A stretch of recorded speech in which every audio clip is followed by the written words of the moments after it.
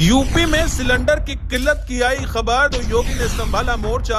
अधिकारियों को दिया ऐसा आदेश, अब नहीं होगी कोई परेशानी, अफवाह उड़ाने वालों को दी चेतावनी। सिलेंडर की किल्लत को लेकर होटल, रेस्टोरेंट इंडस्ट्री पस्त, त्योहार और शादियों पर दिखने लगा असर, लेकिन योगी के आदेश के बाद सड़क पर उतरे अफसर। जब रसोई का चूल्हा ठंडा पड़ने लगे तो चिंता होना स्वाभाविक हो जाता है, क्योंकि सिलेंडर किल्लत की खबरें एक दो नहीं बल्कि सूबे के कई जिलों से सामने आ रही हैं। कई लोग सुबह से लाइनों में लगे हुए हैं सिलेंडर भरवाने के लिए। एजेंसी संचालकों के यहाँ भीड़ उमड़ रही है, लेकिन इसी बीच योगी ने जो काम किया है उसे जानकर आप भी हैरान रह जाएंगे, क्योंकि योगी ने न सिर्फ लोगों की परेशानी दूर करने की ठान ली है, बल्कि जमाखोरों को भी बाबा ने अल्टीमेटम दे दिया है, जिसने लोगों को बड़ी राहत दी है। क्योंकि योगी इस बात को अच्छे से समझ रहे हैं कि अगर सिलेंडर नहीं होगा तो लोग कैसे अपने बच्चों को खाना देंगे। इसीलिए खुद योगी ने कमान संभाली है और जो काम किया है वो आपको भी बताते हैं। दरअसल उत्तर प्रदेश के कई शहरों में इन दिनों गैस सिलेंडर को लेकर हलचल बढ़ गई है। लखनऊ से लेकर वाराणसी, बाराबंकी और अमेठी तक कई जगहों पर लोगों को गैस एजेंसियों के बाहर लंबी कतारों में खड़ा होना पड़ रहा है। मिडिल ईस्ट में बड़े तनाव के कारण सप्लाई पर असर पड़ा है। वहीं दूसरी तरफ नए नियम, सर्वर की समस्या और बढ़ती मांग ने